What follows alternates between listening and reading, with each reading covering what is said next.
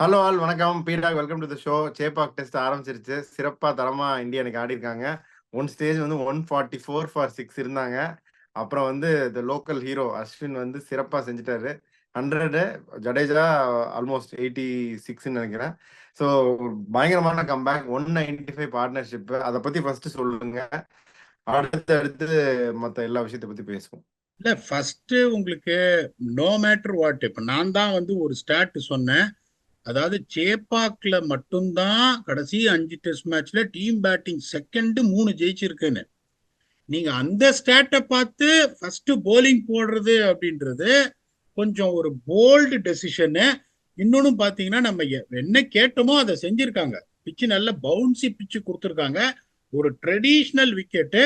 இன்னொன்னு I want to remind you, 416 average first inning score, 408 second innings average ஸ்கோர்னு சொன்னோம். 3 நாள் வரைக்கும் அவ்வளவு சீக்கிரம் விக்கெட் விழாது. அதுக்கப்புறம் உடஞ்சி திரும்ப ஆரம்பிக்கும். டே 4 டீக்கு அப்புறம் டே 5ல ஸ்பீட் அப் ஆகும். இதுதான் சம்மரி நம்ம கொடுத்தது இந்த டெஸ்ட் மேட்ச்ல. அப்படிங்கும் போது உங்களுக்கு ஜடேஜா அஸ்வின் ஒரு 2 ஸ்பின்னர்ஸ் இருக்காங்க. உங்களோட spinners defensive spinners. Mehidy Hasan Miraz நம்ம என்ன சொன்னோம், அதை நீங்க சொன்னீங்க. சல்லி ரன்னு கொடுக்க மாட்டாங்க, விக்கெட் டேக்கிங் எபிலிட்டி கிடையாது. இப்ப உங்களுக்கு வந்து அந்த ஒரு சிச்சுவேஷன்ல அந்த அசான் மஹமூத் 4 விக்கெட் எடுக்கிறாருன்னா இப்ப இந்த பிளட் கேட்ஸ் ஓபன் பண்ணிட்டாரு. இப்ப ஸ்ட்ராட்டஜி நம்ம என்ன சொன்னோம், விட்டு விட்டு ஆன் நியூ பால்ல விக்கெட் கொடுக்க கூடாது. அந்த நியூ பால்ல உடைச்சிட்டீங்கன்னா spinners has to come in to the பிக்சர்னு. உங்களுக்கு உள்ள வர்றதுக்கான அந்த உடைக்கிற ஸ்பின்னர்ஸ் இல்லைங்கும் போது you should have batted first. Point number 1, Bangladesh have selected the right playing 11. There is no second thoughts about that. It is welcoming to see India playing 3 seamers. இப்ப நானே என்ன சொன்னேன், Kuldeep Yadav will play, 2 spinner தான் ஆடுவாங்கன்னு. But அவங்க ஐடியலா prepare பண்றாங்க பிஜிடிக்கு. they are playing Akash Deep who will also bowl full length and swing. Ideally I would have had someone like Yash Dayal, but I expect Akash Deep to perform in this pitch with the new ball. New பால்ல எப்படியுமே போகும். என்ன பொறுத்த வரைக்கும் no matter what, India 1 Bangladesh 0. Okay, அது correct தான். இப்ப நான் அந்த பார்ட்னர்ஷிப்புக்கு வர்றதுக்கு முன்னாடி கேட்டுறேன். நீங்க பிஜிடி மைண்ட்ல வச்சுட்டு 3 சீமர்ஸ் ஆடுறாங்கன்னு நீங்க, பட் சர்ப்ரைசிங்லி 2 டீமுமே வந்து 3 சீமர்ஸ் ஆடுறாங்க. ஒரு எக்ஸ்ட்ரா ஸ்பின்னர் அந்த டைஜுல் இஸ்லாம் அவரை இவங்க ப்ரிஃபர் பண்ணல. இந்தியா வந்து குல்தீப்பை ப்ரிஃபர் பண்ணல, குல்தீப்போ அக்சரையோ. ஸோ இதை பத்தி பிச்சு நாளை பவுன்சி பிச்சு நீங்களும் சொன்னீங்க. நல்லா ஃபாஸ்டாகவும் இருந்துச்சு ஓரளவுக்கு. ஸோ இதுதான் காரணமா, அதை கொஞ்சம் சொல்லிருங்களேன். இல்ல இப்ப கரெக்டா பிச்சை பார்த்து 2 டீமுமே பர்ஃபெக்டா பிளேயிங் லெவல்ல ஒன்னும் குறையே நீங்க சொல்ல முடியாது. நார்மலி எப்படி யோசிப்பாங்க, இப்ப நீங்க என்ன இது பண்ணணும், டே 4 டே 5 டெஃபினட்டா ஸ்பின்னர் உடையும் சார் செப்பாக்க, அதுல ஒன்றும் சந்தேகமே கிடையாது. டே 4 டே 5 கீழே வர ஆரம்பிக்கும் உங்களுக்கு, அந்த பர்டிகுலர்லி டே 4 செஷன்ல. இன்னொன்னு நான் சொல்றேன், இஃப் ஐம் சேயிங் தட் இப்ப இந்தியா 1 பங்களாதேஷ் 0ன்னு கேக் வாக்குன்னு நினைக்காதீங்க, திருப்பி அடிப்பாங்க அவங்களும். நீ 119க்கு ஆல் அவுட் ரொம்ப மோசமா ஆடினாதான் இந்த மாதிரி ஆகும். I don't expect them to play like that. India is going to toil a lot to get them bowled out in the first innings at least. ஒரே ஒரு பாயிண்ட் நான் என்ன சொன்னேன், இப்ப இந்தியா 440 அடிக்கணும்னா இந்தியாவை நீங்க 5 செஷன் 5.5 செஷன் ஆட விடணும்னு. the pace at which they have scored 80 ஓவர்ல 339 4.24 runs and over. அங்க நீங்க அடி வாங்கிட்டீங்க. 83 for 3 first session Bangladesh 10 out of 10. அதுக்கப்புறம் 93 for 3 second session Bangladesh 8 out of 10. அதுக்கப்புறம் 176 for 6ல இருந்து 163 runs நீங்க கொடுத்திருக்கீங்கன்னா close to 5 runs and over. Even though Ashwin is a capable batsman with 5 centuries and Jadeja has rescued India every time when they were in trouble. அங்க 10 out of -10 session neutralise ஆகி test cricket எப்பவுமே ஒண்ணு தெரிஞ்சுக்கோங்க, 2 session நீங்க நல்லா இந்த மாதிரி perform பண்ணிட்டு ஒரு செஷன் இதை மரணாடி வாங்கினீங்கன்னா அப்படியே டில்ட் ஆயிடும்.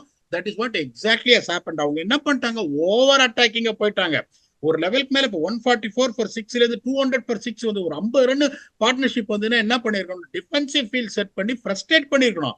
ஏன்னா அஸ்வின் வந்து ஜடேஜா வந்து கரெக்டா பொறுமையா ஆடினாரு, அஸ்வின் பயங்கர அட்டாக்கிங் ஆடினாரு, டிஃபென்ஸே ஆடல, ஆன் த ரைஸ் அடிக்க ஆரம்பிச்சாரு. Is looking for runs all the டைம்ங்கும் போது ஒரு 7-8 ஓவர் ஒரு 14 ரன் 15 ரன் ஸ்குவீஸ் பண்ணி அந்த பீரியடே வரல பங்களாதேஷுக்கு.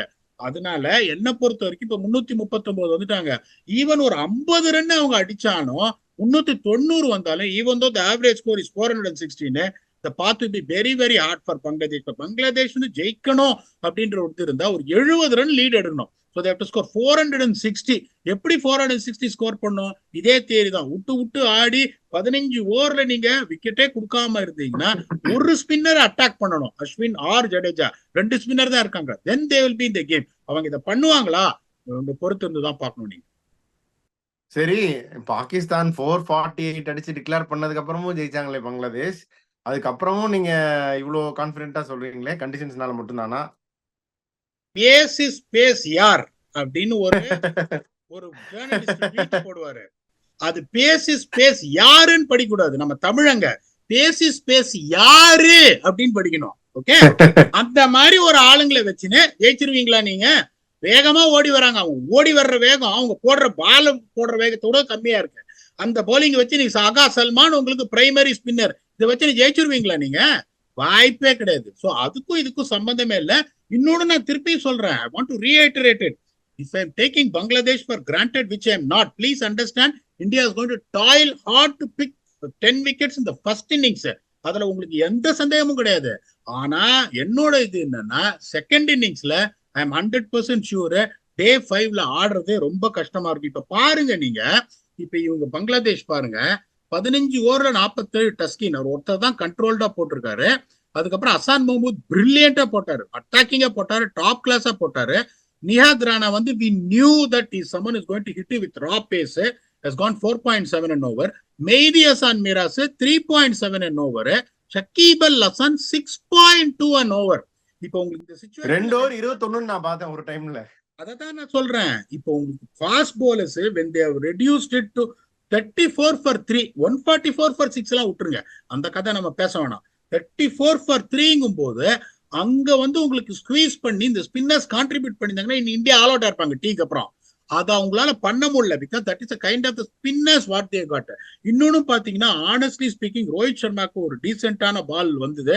சுப்மான் கில் வந்து ஒரு அன்லக்கி லெக் சைட்ல போற ஒரு காட் பேண்ட். கோலி வந்து எல்லாருமே வந்து இப்ப ட்வீட்ல என்ன கேக்குறாங்க, ஏன் சார் எப்ப பார்த்தாலும் அவர் விரட்டி அவுட் ஆறாரு, அதை மாத்திக்கவே மாட்டாரா? அதை நானும் உங்கள்கிட்ட கேட்க நினைச்சேன். அந்த கவர் டிரைவ் ஆடி கீப்பர் கேட்ச் போகுது, அது டெக்னிக்கல் ஃபிளாவா என்னன்னு கேட்டிருந்தாங்க. உங்களையும் டேக் பண்ணி என்னையும் டேக் பண்ணி கேட்டிருந்தாங்க நம்மளோட வியூவர்ஸ். எப்படின்னா, அந்த கவர் டிரைவ் தான் எனக்கு ஆயுதம், அந்த கவர் டிரைவ் தான் என்ன நெஞ்சிலையும் குத்த போகுது. சோ அதை ஆயுதமா நான் பாக்குறேன். நெஞ்சில குத்துறது பரவாயில்லன்னு அவர் ஆடுறாரு. இப்ப நான் உங்களை கேட்கறேன், இப்ப இத்தனை வியூவர்ஸ் நம்மள ட்வீட்ல கேக்குறாங்க, நீங்களும் என்ன கேக்குறீங்க, அவருக்கு இது தெரியாதுன்னு நீங்க நினைக்கிறீங்களா? கவர் டிரைவ் ஆடி நம்ம அவுட் ஆகி நிக் பண்றோமே அப்படின்னு அவருக்கு தெரியாதுன்னு நினைக்கிறீங்களா? உலகமே பேசும்போது கண்டிப்பா தெரியும். அவரு லேட்டஸ்ட் பேட்ஸ்மேன், அவர் கண்டிப்பா தெரியும். அவர் எப்படிப்பட்ட பிளேயர்னா, எனக்கு 2 ஷாட் டெஸ்ட் கிரிக்கெட்ல ப்ரொடக்டிவ். ஒன்னு அந்த ராஸ்பிங் பிளிக், இன்னொன்னு கவர் டிரைவ். ஒரே ஒரு அட்வான்டேஜ் என்ன, அந்த பிளிக்ல வந்து ரிஸ்க் ஃபேக்டர் கம்மி. இந்த மாதிரி பிச்சு அலையுது, பர்டிகுலர்லி பிஜிடில எடுத்த உடனே ஒரு 15 ஓவர் அலையும் போது has to be very precise on his off stump, which one to chase, which one to leave. ஆனா அவர் எப்படின்னா, அந்த கவர் டிரைவ் நல்ல பாலே நான் 4 பவுண்டரி அடிச்சு எனக்கு கான்பிடன்ஸ் வந்திருக்கு, நீ என்ன வேணா வெளியில கத்திக்கோ, அதே கவர் டிரைவை நான் திருப்பி அடிச்சு 100 அடிப்பேன், நான் அப்படித்தான் ஆடுவேன் அப்படின்னு அவர் ஆடுறாரு. அவ்வளவு பெரிய கோட்டெல்லாம் நீங்க வந்து கொஸ்டின் எல்லாம் பண்ணவே முடியாது. அதுக்கப்புறம் பாத்தீங்கன்னா பண்ட் ரொம்ப நல்லா ஆடிட்டு அதுக்கப்புறம் அப்படியே கொடுத்துட்டு போனாரு. Look like is going to get 100. ஒரு வீக் ஷாட் ஆடினாரு. ராகுல் எனக்கு என்னாச்சு ஒரு சாஃப்ட் டிஸ்மிசல். அதுக்கப்புறம் இவங்க 2 பேரும் வந்து பின்னிட்டாங்க. ஆனஸ்டா சொல்லணும்னா என்ன பொறுத்த வரைக்கும் இந்த road is going to be very very hard. ஏன்னா அஸ்வின் மாதிரி ஒரு ஆள் எப்படின்னா, இப்ப 100 அடிச்சிட்டோமே, இப்ப ஒரு நல்ல பொசிஷன்ல இருக்கோமே, அப்படி வரமாட்டாரு. அவர் 200 அடிச்சதே கிடையாது. எவ்வளவு வருஷம் கிரிக்கெட் ஆட போறான்னு தெரியாது. செப்டம்பர் 17 அவருக்கு பர்த்டே. இனிமே சென்னையில அவர் ஆடுவாரான்னு தெரியாது. He will be licking his lips to make sure he get the highest test career score in Chennai. அதனால அவர் விடுற மாதிரி தெரியல. 440 100 ரன் ஆட் பண்ணிட்டாங்கன்னா it is going to be curtains for Bangladesh. என்ன பொறுத்த வரைக்கும் they have got no chance. It's over for me. Okay, கில்ல நீங்க சொன்னீங்க, பட் அது கொஞ்சம் புவர் ஷாட் செலக்ஷன் தானே. ரொம்ப poor ball. ஷுராபின் புட்டவே are left alone, ரெண்டுமே பண்ணாம பண்ணிட்டாரு. கேஎல் ராகுல் அப்படிதான். அது ஒரு மாதிரி ப்ராமிஸே இல்லாத இன்னிங்ஸ் மாதிரி இருந்துச்சு. நீங்க வந்ததுல இருந்து பாத்தீங்கன்னா ஒரே ஒரு ஓவர் பிச் பால் மட்டும் ஒரு டிரைவ் ஆடினாரு. மத்த எல்லாமே அப்படியே ஒரு சொல்லிக்கிற மாதிரியே இல்ல. இது 2 பத்தி என்ன நினைக்கிறீங்க? நீங்க ஒண்ணு ரொம்ப பின் பாயிண்டா சொல்லிட்டீங்க. டெக்னிக்கலா சொல்லாம ஒரு கரெக்டா அந்த விஷயத்தை வெளியில கொண்டு வந்துட்டீங்க. அதை எப்படி நாங்க சொல்லுவோம்னா, the batsman didn't look convincing on his day. He didn't look convincing. He didn't look confident. You didn't feel that the batsman is going to score runs the way they are playing. இப்ப அஸ்வின் ஜடேஜா வந்து ஆட ஆரம்பிச்சாரு, அவங்களுக்கு ஒரு சில பால் புஸ் புஸ்ன்னு போச்சு, இல்லைன்னு சொல்ல. அவங்களை அப்ரோச்ச பார்க்கும்போது உங்களுக்கு என்னாச்சு, பண்டோட அப்ரோச்ச பார்க்கும்போது என்னாச்சு, யூ கெட் அ ஃபீலிங் அடிக்க போறான்டா இன்னைக்கு அப்படின்னு.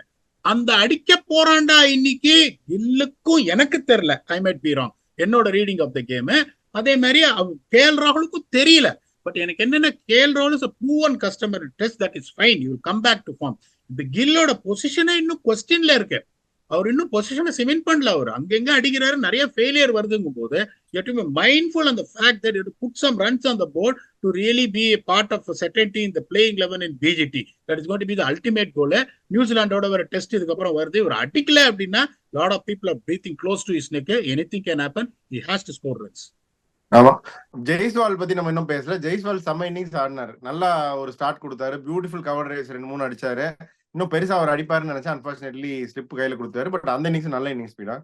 என்ன இதுல பாயிண்ட் அவுட் பண்ண வேண்டிய விஷயம், நீங்க நல்ல இன்னிங்ஸ் சொல்றீங்கன்னா டீடைல்ல எக்ஸ்பிளைன் பண்றேன். டப்பு டிப்புன்னு அடிக்கிற ஆளு பார்த்தாரு, 2-3 விக்கெட் விழுந்துச்சு, பால் அங்கங்க அலையுது, செட்டில் ஆட்டும் பிச்சுன்னு சொல்லிட்டு டிசிப்ளினா ஆடினாரு. இப்ப நிறைய பேர் எப்படின்னா, ஒரே நம்ம வீருப்பாஜியா இருந்தா கவலையே கிடையாது, கத்தி எடுத்துட்டு சீவல பேர் பாண்டி தான் அடி பொழந்து எடுத்துருவாரு. இப்ப அவரோட நேச்சுரல் இன்ஸ்டிங்ஸ கர்வ் பண்ணி டீம் இந்த மாதிரி கஷ்டத்துல இருக்கு, ஒரு சேஃப்டிக்கு போறோம்னு சொல்லிட்டு ஒரு டாப் கிளாஸ் இன்னிங்ஸ் ஆடினாரு. அந்த மாதிரி ஒரு ஜெய்ஸ்வாலை தான் நம்ம பார்க்கணும். கண்டிஷன் தகுந்த மாதிரி, சிச்சுவேஷனுக்கு தகுந்த மாதிரி ஆடக்கூடிய திறமை இருக்கிறவங்க மட்டும்தான் டெஸ்ட் கிரிக்கெட் ஆட முடியும்.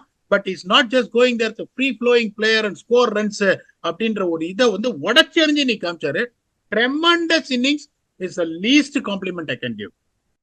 ஓகே, பங்களாதேஷ் இன்னும் கொஞ்சம் நல்லா பண்ணிருக்கலாமா? என்னன்னா இன்னும் இம்ப்ரூவ் பண்ணியிருந்திருக்கலாம். இன்னைக்கு பவுலிங் சேஞ்சஸ், ஃபீல்டிங் எல்லாம் கரெக்டா தான் பண்ணாங்களா?